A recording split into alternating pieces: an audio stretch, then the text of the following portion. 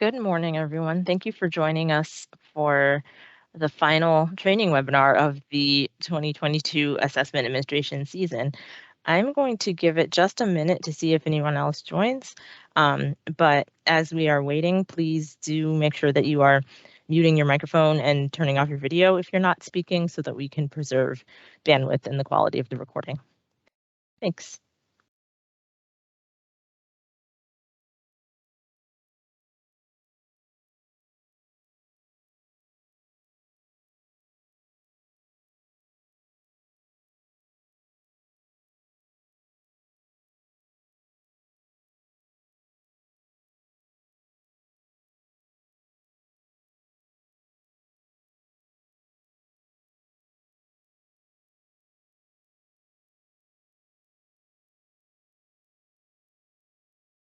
All right, I think we'll go ahead and get started. Good morning, everyone.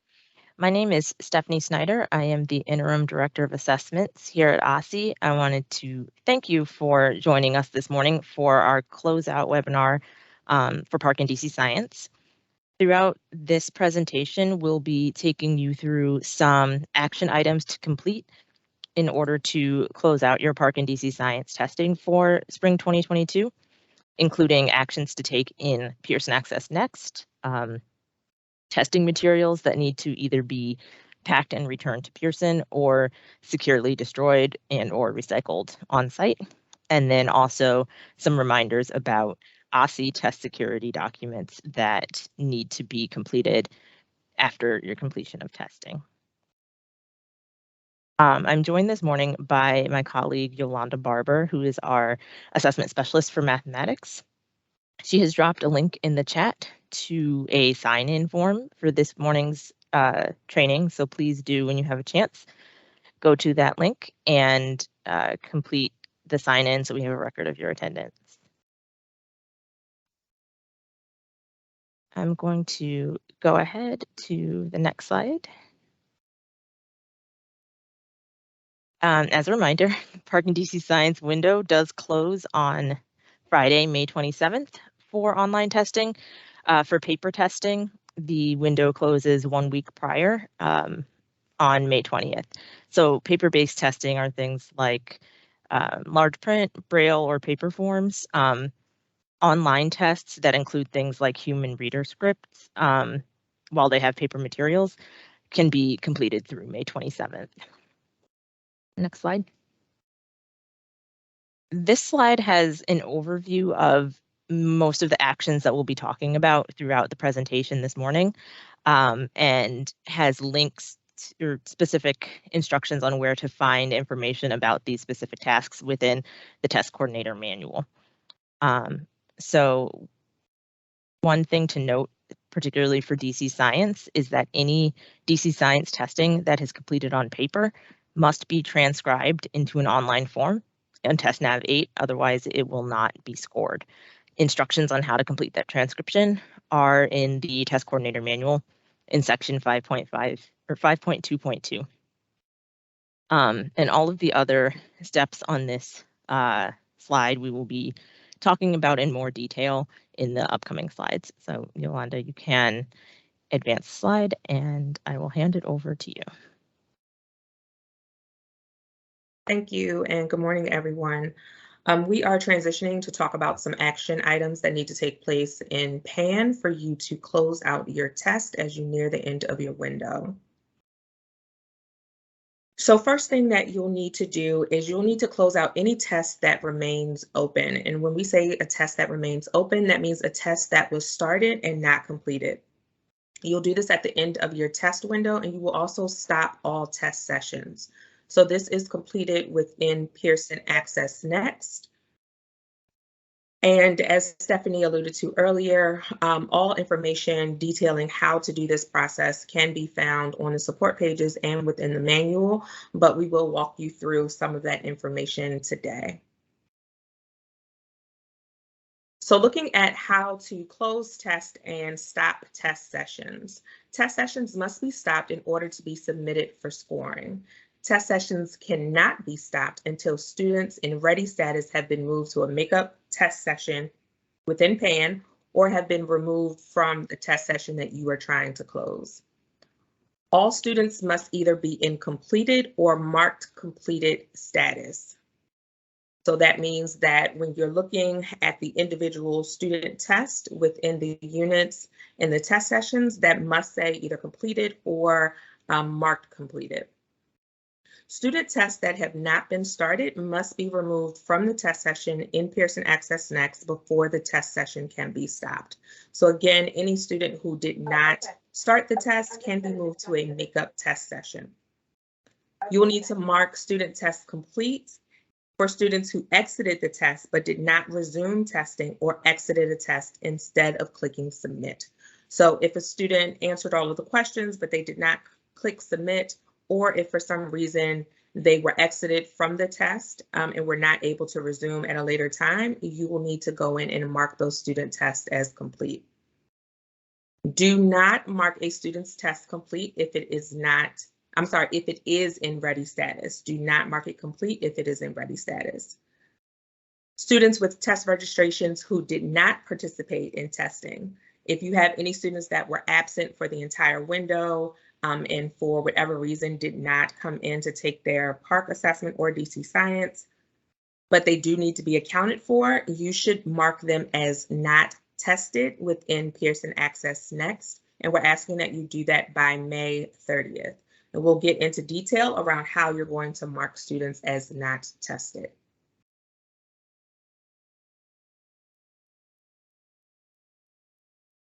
So this can only be done by users who have been coded as the LEA test coordinator. So if you have that role within PAN, then you will be able to mark students as not tested. Again, this is only for students who did not come in and did not take the test at all. So within PAN, you'll go to Setup, Students, then you will select the task at the top left-hand of the corner of the screen, and Manage Student Test. There are 4 different codes that you can enter for why the student did not test. Either they were absent, they recently arrived to the US and is coded as an EL student, there was OSSE approved a medical exemption, or there might have been another reason for why that student did not test at all.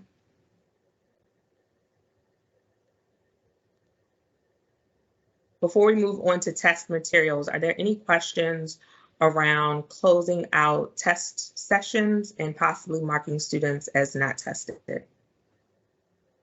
Yes, Candace. Hi. So I have one student who started out an ELA session and then withdrew. So they're no longer a student at our school, and I can't remove them from the test session because they have 2 of the 3 units already complete. What do I do in this situation? That's a great question. So you would work on a transfer, but in order to do that, you can submit an OST ticket and include the student's PII, so that way we can look up the student to see where they possibly transferred within DC. If they did not transfer within DC, then we will follow up with additional guidance for what to do with that test session. Okay, thank you. Mm-hmm. Any other questions on closing out test sessions or marking students complete or not tested? Yes, I just want to clarify for a student if they started a test but did not finish that test. So for a student who started the test and did not finish, you would need to mark them as complete. So just mark them. Okay, so the sections that they didn't do, just mark as complete. Yes. Okay. And should we? Go ahead. I'm sorry, go ahead. I was going to say, like, of course, we would wait until the end of the test window. So try to exhaust all means to have that student come in and complete the test. But if that is not possible, then all test sessions must be marked complete if they did start it. Okay. Actually, that was my question. Do we wait till the end of the window? Yes. So if they have one test that they started but didn't complete, that's marked complete. But if there's another test that they didn't start at all, they just get removed from the session. I'm sorry, marked not tested. So when we're thinking about, so the students are taking at max 3 assessments. If they started their ELA test and possibly like started multiple units within the ELA test, and did not complete that, then you would want to mark that as complete. If the student did not at all start maybe their math assessment, never came in during the window to open it, didn't start at all, then that assessment you would mark as not tested. Can you tell us again where you find the not tested dropdown that you were showing? Sure. So in order to mark as not tested, you'll go to Setup, Students, select Tasks, and then Manage Student Test. And within this section here, you're able to enter a not tested code.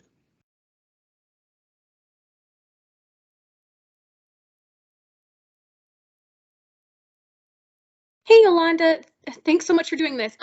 The schools definitely have access to this, just confirming. No, this is only completed by the LEA test coordinator.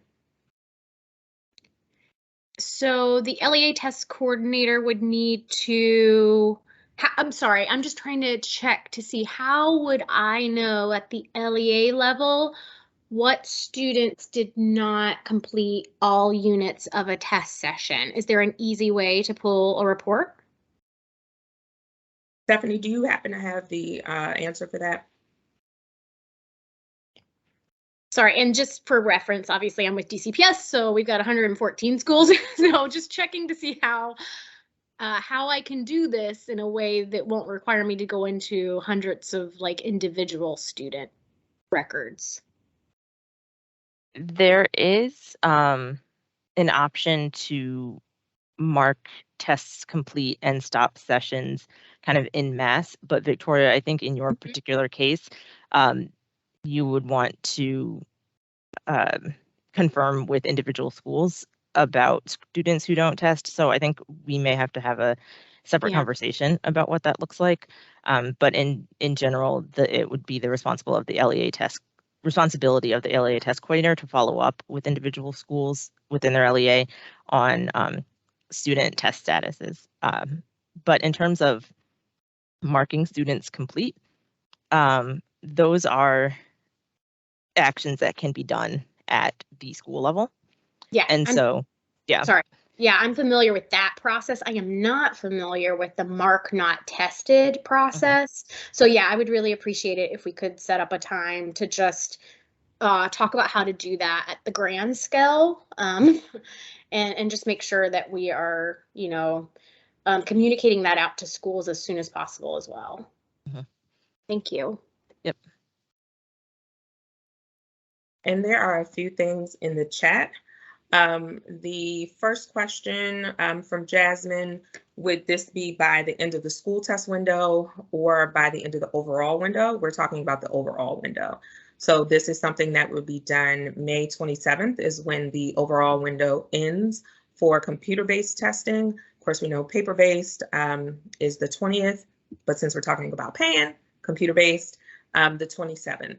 And we're asking that students who need to be marked as not tested, that is done by May 30th.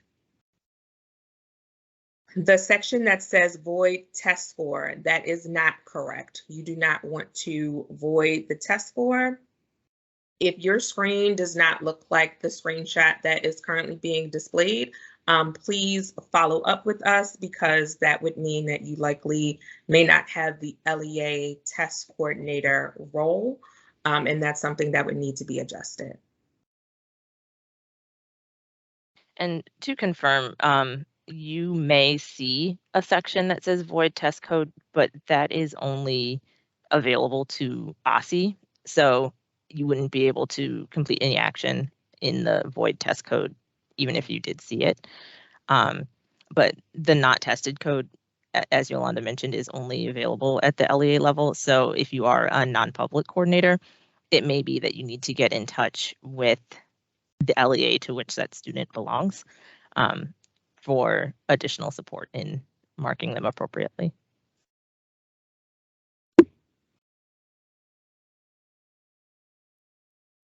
Sorry, I'm reading through the other messages within the chat. For the recently arrived to USEL, I thought they are exempted from taking the ELA test. So not needed to be registered at all, but it sounds like we still need to register them for the ELA test, but select option 2 for the not tested codes. Is that correct? That is a great question. Stephanie, can you follow up on that one?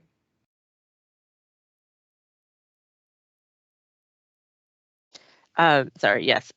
For students who are recently arrived to the US who are English learners, meaning they arrived to the US after April 1st, 2021, they are exempted from taking the ELA assessment.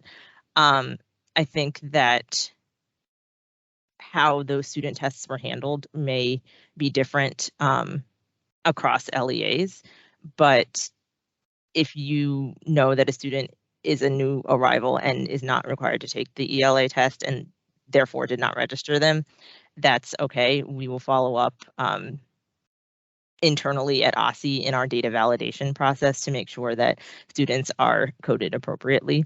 But if there is a student who is a newly arrived EL and they have been registered for a test, then you would mark them as not tested for the recently arrived reason. So if they're not registered at all, it's fine, and there's no action needed on your part, and we'll make sure we take care of it during data validation. If they are registered and you would like to indicate that they are recently arrived, please use this not tested code process. If a student refuses to test, if that student did not actually start the test, did not log in, did not do any of that, and actually did not take the test, then you could code that as other for refusal.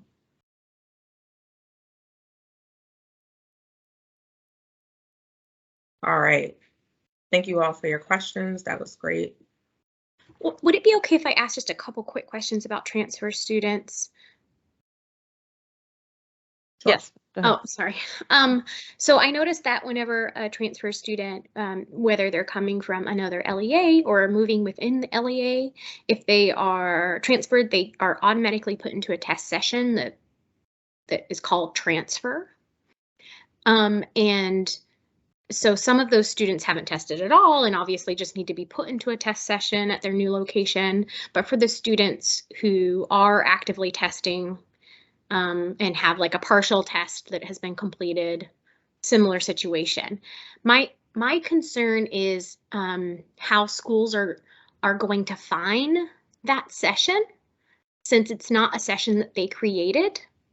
Is there a quick and easy report that could potentially be pulled that or that schools could pull to see if they have students that are potentially stuck in a transfer session that need to still be tested, and or in any sessions that need to still be tested, like a quick snapshot?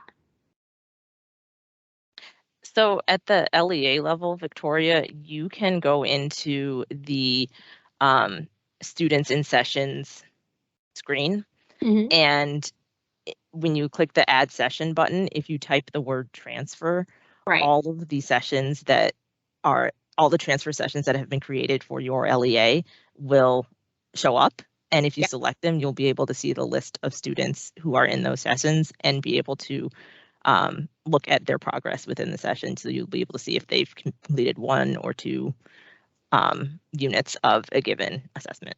Yeah, and I'm definitely trying to stay on top of that. I'm actually trying to remove the kids from the session so that the schools can easily pull them in if they haven't started testing, because schools don't know about this transfer session and they don't know to look for it. So I'm trying to pull them out as much as I can, but if obviously they're actively testing, they're stuck in that session and have to be transferred within sessions. And there's, quite a few of them that have been occurring, especially these last few weeks. So I was checking to see if there's a report that schools could pull to easily see that, that wouldn't require me to reach out to all the individual schools and tell them exactly which students and exactly what units they still need to complete, that level of detail. Yeah, from the school level, I would have to double check and see what their permissions allow them to view. But if a school receives a student from anywhere, they should be in contact with the LEA to figure out how that student, whether that student has been assessed at their previous school or if they need to be assessed at the new school. And through that process, you, as the LEA, may be able to assist in help in looking up the students in the transfers and seeing if they are in that kind of limbo state. But I have to double check to see what school level coordinators are able to see versus LEA coordinators. Yeah, if you're able to find any kind of like reports that show who has access at the school and the LEA level, I think that would be really helpful for me to be able to give schools resources that they can use. I obviously tell our schools that they should be testing all the students on their test cohort, but you know, I'm sure we'll have a few schools that are not reading every little sentence that they should be reading. So I'm just checking to see if there's something, other resource that I can give them to make sure that we're not missing those kids. Thanks, Victoria. Thanks, Stephanie. Also, as a follow-up for possibly smaller LEAs, but are also thinking about the same information, if you are within your testing section of the setup window, one of the things that you can do is that you can see all of your test sessions, and you can actually filter out by the test session status. So you would be able to see like which sessions have not been prepared yet, which sessions are prepared, which sections are in progress, and which sections are marked as complete. So that might be a good way for, again, maybe some of the smaller LEAs or individual schools to see which test sessions are still open that they need to close and which test sessions still have students that are actively testing. So you can always go to your sessions, looking at test sessions, and then filter out by their status. All right, we are going to move into testing materials. So all materials were shipped to schools at the end of March. They included test manuals, accommodated test materials, return shipping materials, and test coordinators were supposed to ensure that all materials were provided.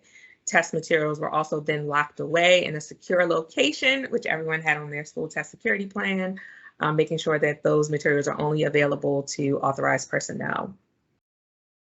Materials that must be returned to Pearson will include labels indicating this requirement. So making it very simple for you, saying that this is a secure test material and it needs to be shipped back to Pearson.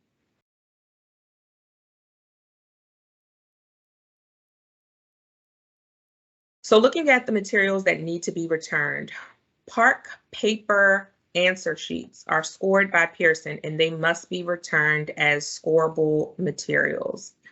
So all paper answer sheets must be returned as scorable materials. DC Science paper tests must be transcribed into TestNav 8 within 48 hours of student completion. And once they are transcribed, then the test booklet should be returned to Pearson as non-scorable materials. Any DC Science tests that are returned without being transcribed will not be scored. So for those LEAs that have grades 5 and 8 in high schools that are doing bio, please make sure that you are transcribing your answers into TestNav 8, and then you are going to return that test booklet as a non-scorable item. Yolanda, can we just go back to that slide? Just to reiterate, again, PARCC paper tests, so the ELA and math paper tests, do get returned to Pearson as scorable materials. If any of your students took paper science tests, those need to be transcribed into an online form and then sent back to Pearson as non-scorable materials. It's a little bit different process between ELA math and science. So just wanted to reiterate that DC science paper tests will not be scored. They must be transcribed into the online system. Thanks, Yolanda. All right. Each administration includes scorable and non-scorable generic return labels, and these labels follow the same color convention as regular materials return shipping labels. So the red labels are scorable, purple labels, non-scorable. All scorable materials must be shipped to Pearson within 5 days of completing the test. The deadline for that is May 27th.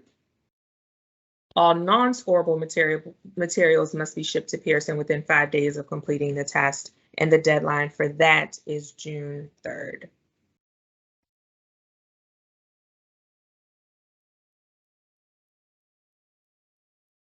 So within this slide, there's additional guidance for non-scorable materials to return and then scorable materials to return.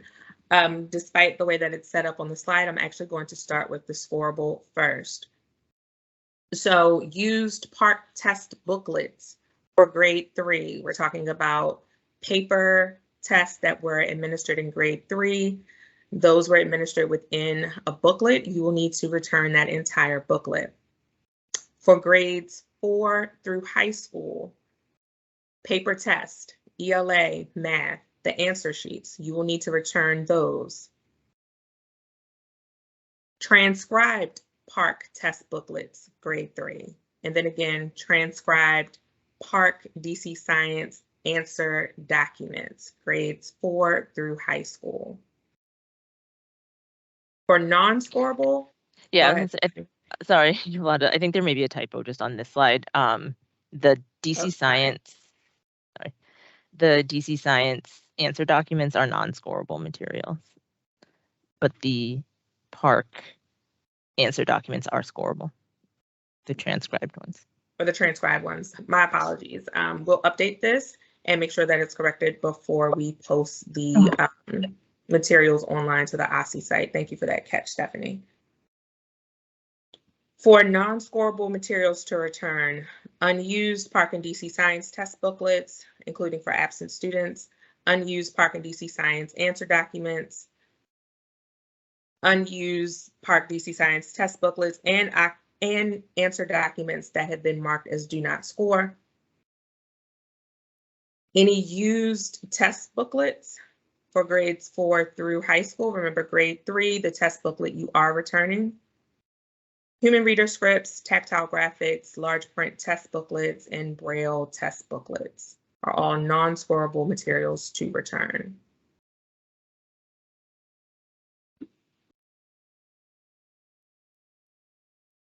Directions for shipping materials to Pearson are outlined in the test coordinator manual. Again, deadlines, all scorable need to be returned by May 27th.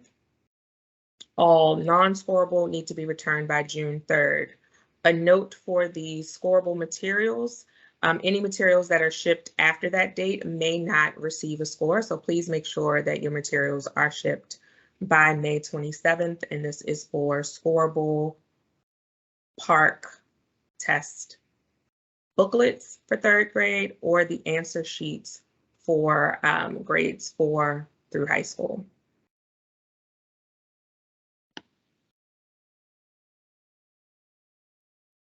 In this slide, there's additional guidance for what materials you can shred and what you can recycle.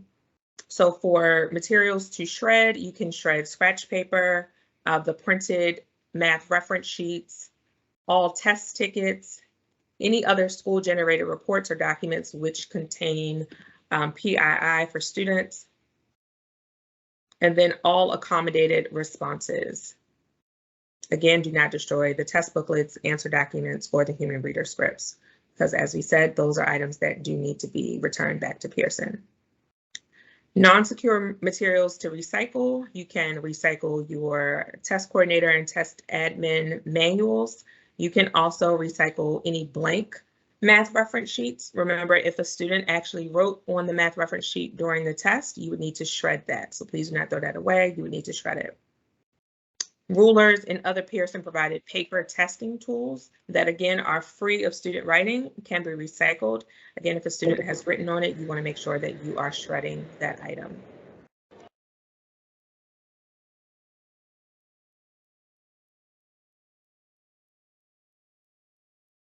There is a form for damaged or missing materials that has been linked on the slide, which you will receive to the Pearson support page. So you would need to complete this for any items that were contaminated, damaged, or missing.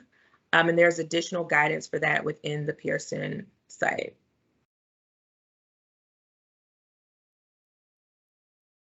All right, I'm turning it back over to Stephanie for test security documents, but are there any questions about return of materials?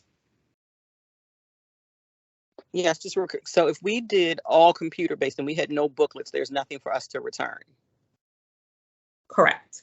If there were no, well, there's nothing scorable for you to return. Let me clarify, my apologies. There's nothing scorable for you to return. You would be returning the non-scorable items, and you would be doing that by June 3rd if you had only computer-based testing. Anyone with paper tests, that is what needs to be returned by May 27th. So if you only had computer-based testing, an example of a non-scorable material that you may have that requires return is a human reader script. So if a student was taking online assessment but had a human reader accommodation, that script does need to be, that physical paper script does need to be sent back to Pearson as a non-scorable material.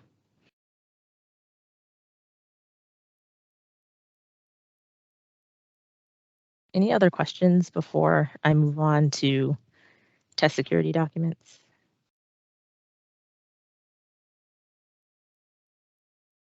Okay, Yolanda, you can advance the slide. Thank you. So the last section of our presentation today just deals with, in relation to closing out PARCC and DC science testing, making sure that you're completing the steps on the OSCE side to ensure or to affirm test integrity and test security within your LEA and schools. So test security affidavits are, the form is posted on OSCE's webpage, and those must be signed by each school test coordinator and an LEA test coordinator at the end of all assessments. LEAs collect one from each school within 10 business days after the final day of testing, and then submit them to OSCE via the OSCE support tool within 15 business days after the last day of testing. Non-public schools, because testing is a campus-based event, non-public schools may submit an affidavit directly to OSCE through the OSCE support tool. And as I mentioned, that form is found on our test security page. The 15 business day window after testing is June 17th. So OSCE expects submission from LEAs and non-publics of those test security affidavits by no later than June 17th. But you can also feel free to submit them before that deadline if you have finished testing before the end of the window. The instructions on the right of this slide just indicate within the OST how to upload an affidavit. One question we did get regarding the completion of the affidavit form, it has a space for someone to sign. It says either the LEA or school test coordinator. And depending on the number of campuses within your LEA, this process may look a little bit different. So if you are a single school LEA or a non-public school, then it's likely that the school test coordinator and LEA test coordinator are the same person. And so you would just submit one affidavit for the for your school. If you are a LEA that has multiple schools, we would expect to see one affidavit from each school, as well as one overall affidavit signed by the LEA coordinator. So, for example, a charter school that has 6 campuses, we would expect to see 7 affidavits total, one from each of the 6 campuses signed by the school test coordinator, and one for the entire LEA signed by the LEA test coordinator. Any questions on the affidavit process?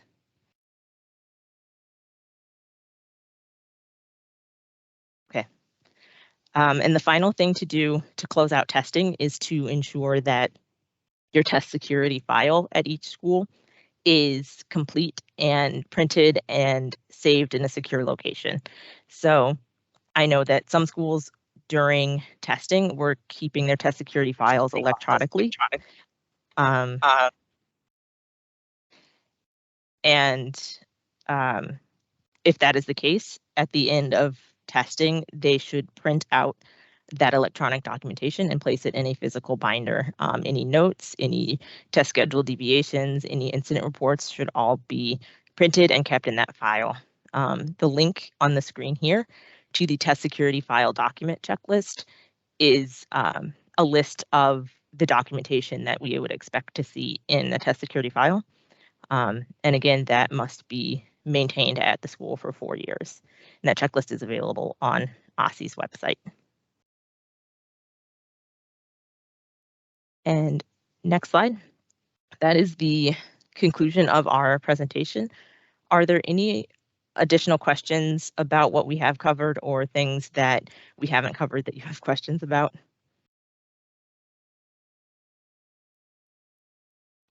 Good morning. This is Jermia from Friendship. Hi, everybody. Thank y'all for all of y'all's support. I appreciate it. I have a question. I know OSSI has been observing different campuses during the testing window. Are we able to receive a copy of that report, or how would that work? Generally, OSSI does not share the contents of monitoring reports with the schools that have been observed, unless there is something of concern that needs to be shared with the campuses. But largely, that is not something that OSSI would share. Thank you.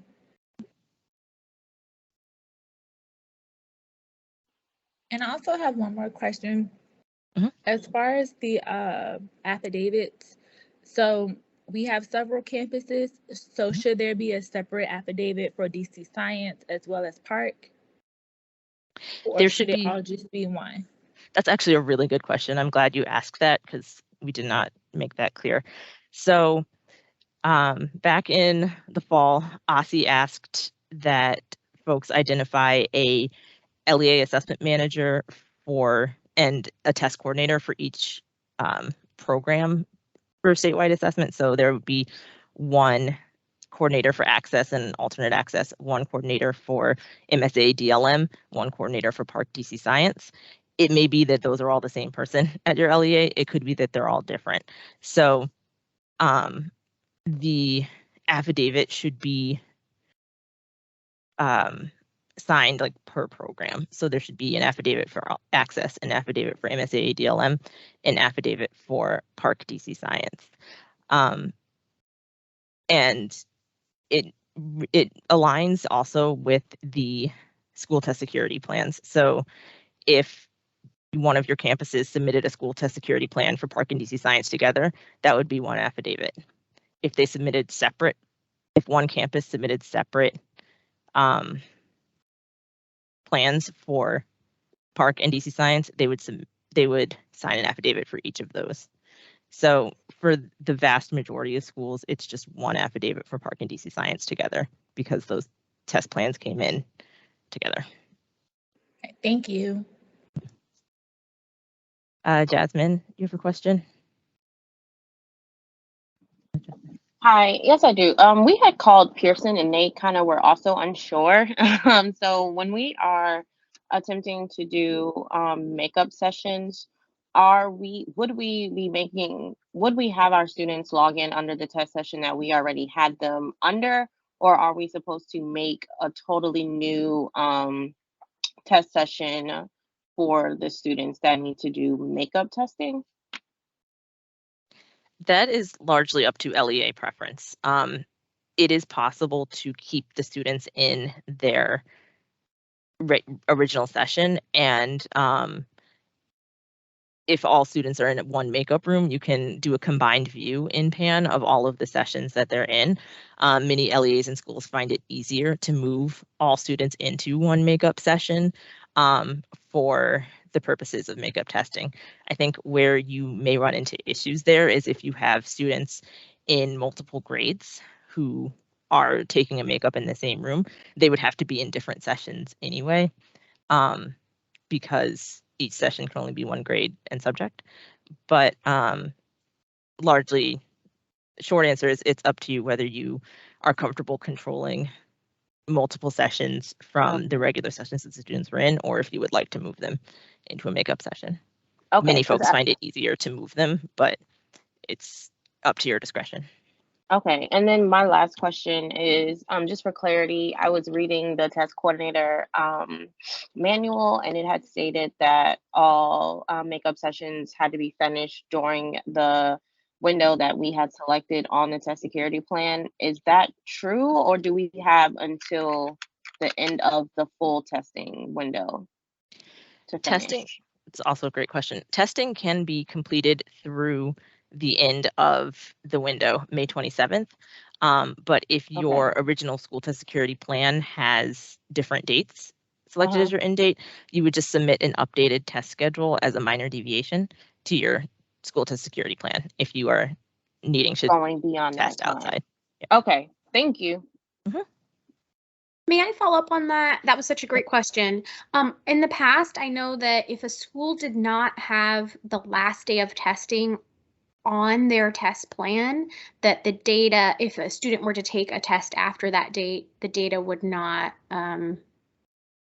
be collected for any students who tested after the last date on their test plan. Is that still the practice? And if so, how does the deviation impact that? I will double check internally with our colleagues in CIO. They do the data validation. It's my understanding that that shouldn't have an impact on the flow of data, but I will double check. Thanks.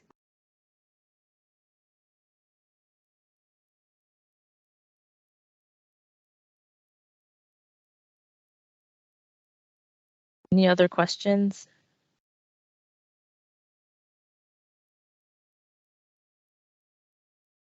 I have one more question.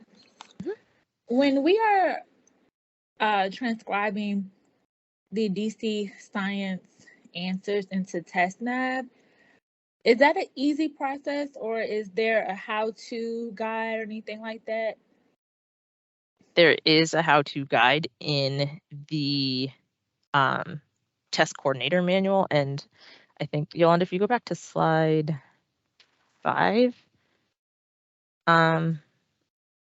the first link on slide 5 shows section 5.2.2 in the test coordinator manual will give you instructions on how to transcribe DC Science into TestNav. Thank you.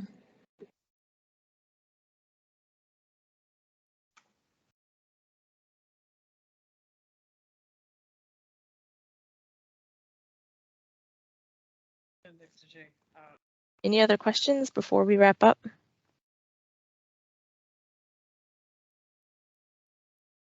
All right, well, I just want to thank everyone for attending this morning, and also thank you for all of your work throughout the window. Oh, I see one more question. Eden, you had a question?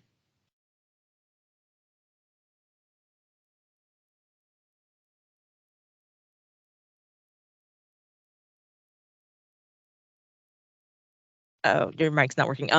If you want to type in the chat, or we can follow up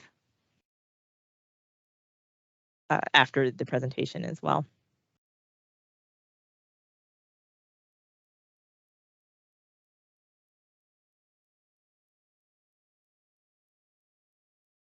Oh, so you have 2 parents who are refusing to bring students during the testing window. We can follow up on that question offline, Eden, with guidance and next steps. So if you want to send me an email, we can set up a time to chat. All right, with that, I want to thank everyone for attending this morning, and thank you for all of the work that you have done to prepare for testing and conduct it. And I know some of you are still very much in the middle of it. And I do just want to reiterate that our team is here to answer questions and provide support as we are getting toward the end of the window. So I hope everyone has a great rest of your day, and we'll talk later. Thanks, everyone. Thank you, everyone. Thank you.